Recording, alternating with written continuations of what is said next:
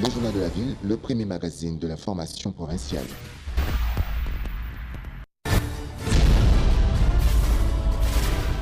Tout de suite, le journal.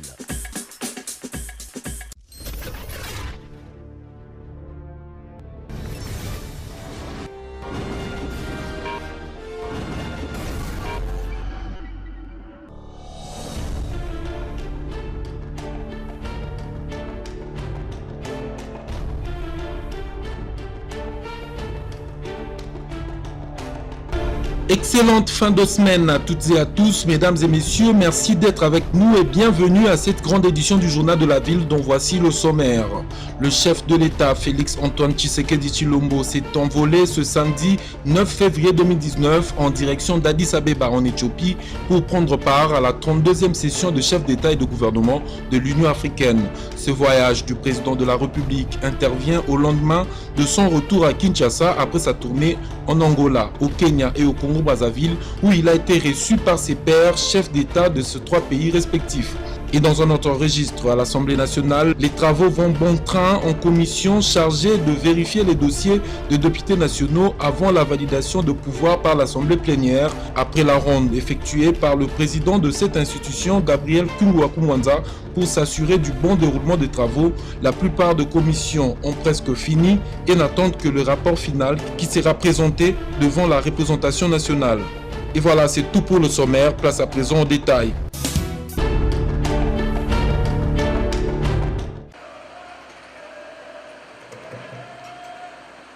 C'est à bord du Majestic River, en provenance de la République sœur du Congo-Brazzaville, que le chef de l'État, Félix Antoine Tshisekedi Tshilombo, a regagné le pays dans les après-midi de la journée du vendredi 8 février 2019. À sa descente de l'autre rive du fleuve Congo, le président de la République a été accueilli par le gouverneur de la ville de Kinshasa, André Kimbuta Yango, en présence du directeur de cabinet du chef de l'État, Vital Kamerhe, ainsi que quelques membres du gouvernement sortant, ainsi que les officiers militaires et de la police nationale congolaise. Tel devenu une habitude partout sur son passage, le garant de la nation a été ovationné par une foule immense spontanée ayant appris la nouvelle sur son retour à Kinshasa, entonnant de chants et poussant de cris de joie en son honneur.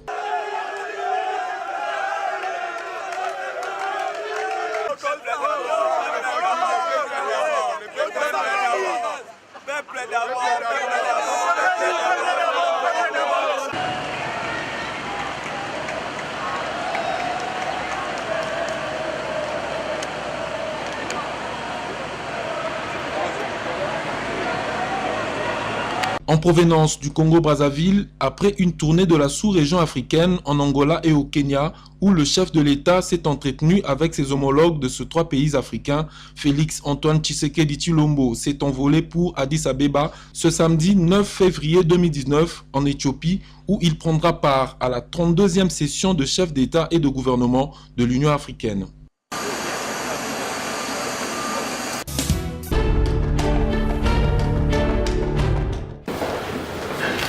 La création d'une commission permanente à l'Assemblée nationale chargée des droits de l'homme a été au cœur de l'audience accordée par le président de la Chambre basse du Parlement au président de la Commission nationale des droits de l'homme, accompagné du Bureau conjoint des droits de l'homme des Nations unies.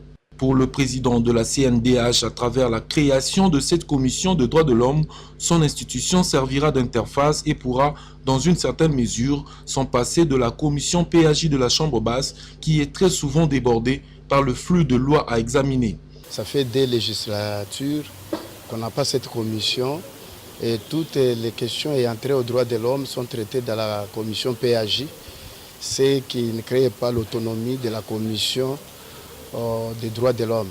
Alors pour cette législature, nous avons jugé bon, ensemble avec le Bureau conjoint des Nations unies aux droits de l'homme, pour mener un plaidoyer conjoint et voir le président honorable Kyungu, qui est le président du bureau provisoire, parce que vous savez, c'est cette période, ils ont le mandat d'élaborer des règlements intérieurs, et en élaborant les règlements intérieurs, il faut qu'il y ait les différentes commissions dans le cadre du fonctionnement. Et nous voulons, parmi les commissions permanentes à créer, qu'il y ait une commission permanente des droits de l'homme. Cette commission sera notre interface pour analyser les différentes recommandations assorties du rapport annuel de la Commission nationale des droits de l'homme. Signalons qu'au cours de ces échanges, il a été également question de la situation des vacances parlementaires des députés nationaux. Des vœux ont été émis de sorte qu'à la fin de chaque vacance, les députés nationaux inclusent dans leur rapport des problématiques en termes de violation de droits de l'homme.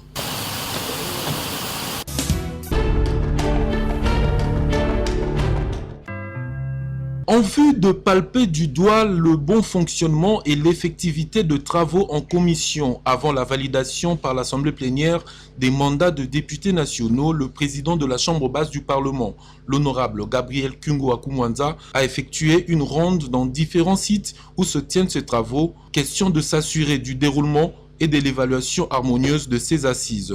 Ici, dans la salle de congrès où plusieurs commissions travaillent d'arrache-pied, le numéro 1 de la Chambre basse a salué la volonté, l'assiduité et la dextérité qui caractérisent les élus. Eh bien, j'admire l'esprit, l'état d'esprit du travail. Nos collègues travaillent avec beaucoup d'assiduité. Et je crois d'ailleurs, il y en a qui sont déjà presque à la fin. Et ce que j'admire, c'est la ponctualité, c'est la volonté d'aller de l'avant. Et c'est très bien. Ici, le pays peut compter sur le Parlement, sur l'Assemblée nationale actuelle, composée principalement de jeunes Turcs qui ont besoin vraiment de remettre le train sur les rails. Tout le monde est là, tout le monde travaille. Il y en a qui sont déjà presque à la fin du travail et ça va aller vite. Je suis très content. Il n'y a pas de doléances comme telle. Il y a tout simplement qu'en tant que responsable de l'institution, je dois assister, je dois faire attention à tout ce dont ils peuvent avoir besoin de toute nature, normalement, mais de toute façon, ils travaillent. Rappelons que les commissions disposent d'un délai de 5 jours pour finaliser ce travaux de vérification des dossiers de députés nationaux. Ces commissions sont réparties en termes de provinces et chacune d'elles est appelée à examiner les dossiers des élus d'une autre province.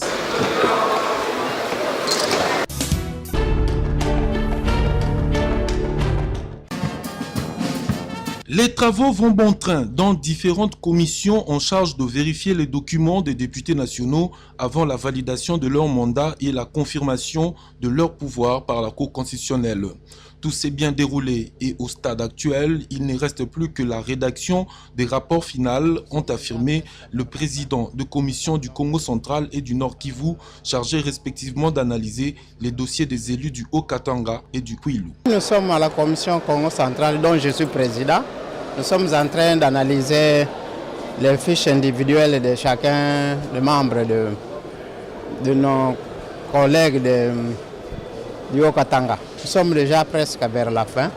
Nous tendons vers la fin et on aura terminé ce travail avant le 5e jour. Les travaux consistent d'abord à s'adapter à la loi. Vous savez, la loi électorale, dans son article 121, il détermine les conditions qu'il faut pour qu'un dossier soit éligible à la députation nationale. La commission de vérification de pouvoir que je viens de présider, c'est la commission du Nord Kivu. Et nous avions la charge de vérifier les pouvoirs de nos collègues nationaux, élus nationaux de la province du Kwilu. Les travaux sont très bien déroulés, il n'y a pas eu de problème et donc nous allons faire rapport à la plénière de l'Assemblée nationale quand celle-ci sera convoquée. À en croire les présidents de ces deux commissions, aucune difficulté n'a été rencontrée durant ces travaux. Une fois les rapports rédigés, la primeur reste réservée à l'Assemblée plénière pour validation des pouvoirs.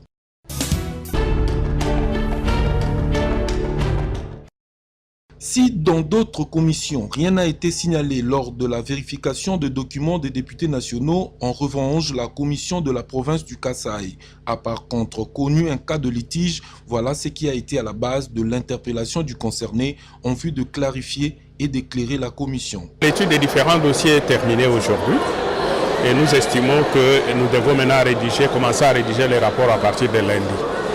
Mais sinon, ça s'est très bien passé, il n'y a pas eu de problèmes majeurs avec nos collègues de Tanganyika.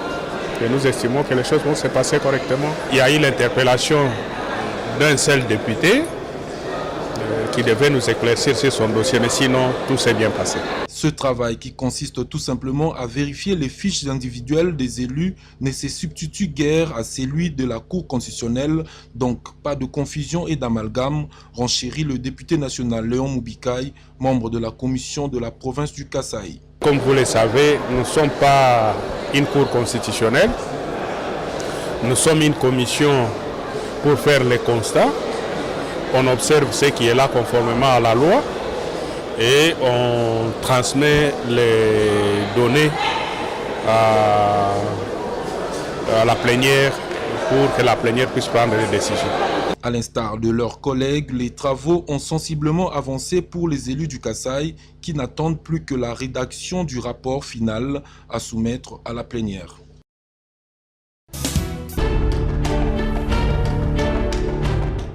Dans une correspondance datée du 5 février 2019 et adressée au procureur général près la Cour de cassation de Kinshasa-Gombe, le Premier ministre Bruno Tshibala Nzenze porte plainte contre le député national Eliezer Tambwe.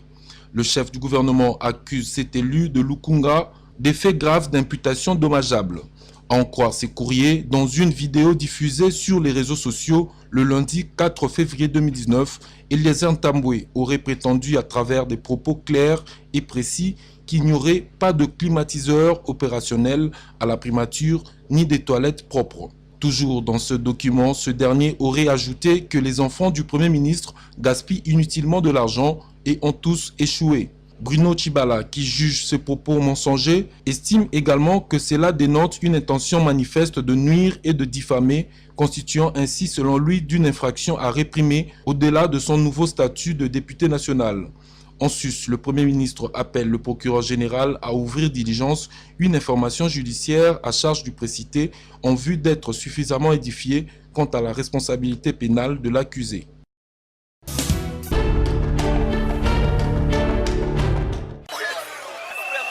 La grogne sociale observée récemment dans quelques entreprises publiques de l'État et qui a caractérisé le pays ce dernier jour n'a pas laissé indifférent le président national du parti politique Congo en avant, Médard Kankolongo. Face à cette situation, ce dernier appelle les compatriotes congolais au calme et à l'apaisement, tout en les invitant d'attendre le prochain gouvernement, lequel sera chargé de résoudre ces différentes préoccupations. Le président de la République n'est pas aussi là que pour régler les problèmes des mandataires publics. C'est l'ensemble des problèmes vitaux qui lient la nation que le président Tebela a trouvé des solutions.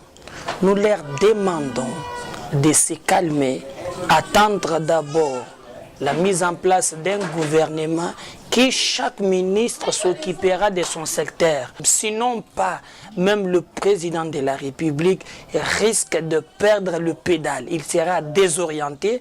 En fait, chaque jour, ce sont des entreprises publiques, alors je crois que ça ne serait pas normal. Il y a risque d'avoir des chaos et la déstabilisation même des entreprises publiques. Au sujet de la composition du prochain exécutif central qui regorgera en son sein ceux de la plateforme du FCC et du CACH, Médard Kankolongo renchérit en ces termes. La Constitution reconnaît la cohabitation, qui est un droit constitutionnel. Sur le plan constitutionnel, c'est le FCC qui aura droit au chapitre.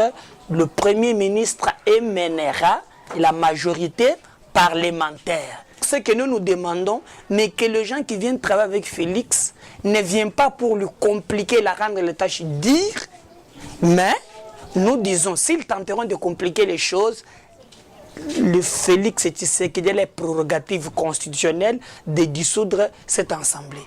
Pour le président de Congo en avant, que ceux qui seront placés à la tête de ministère soient de fils et filles du Congo qui vont travailler pour l'intérêt du peuple et qui auront le souci de cette population.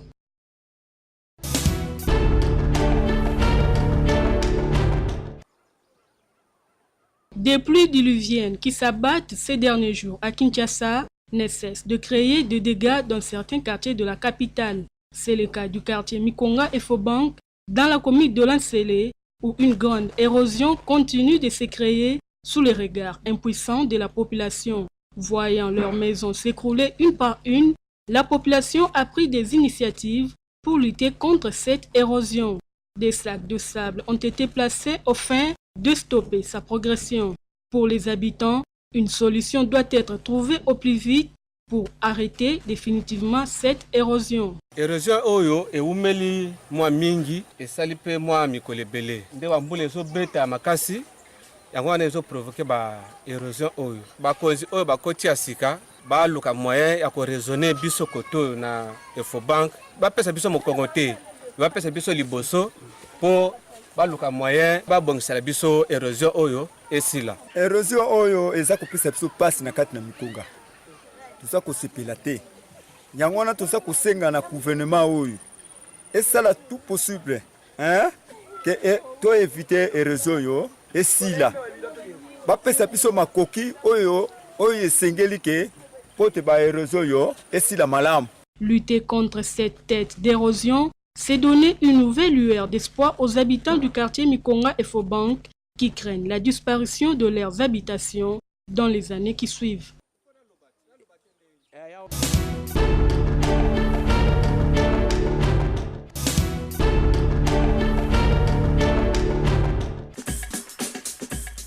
Ainsi s'achève cette session d'information. Merci de l'avoir suivi. Excellente suite de programme.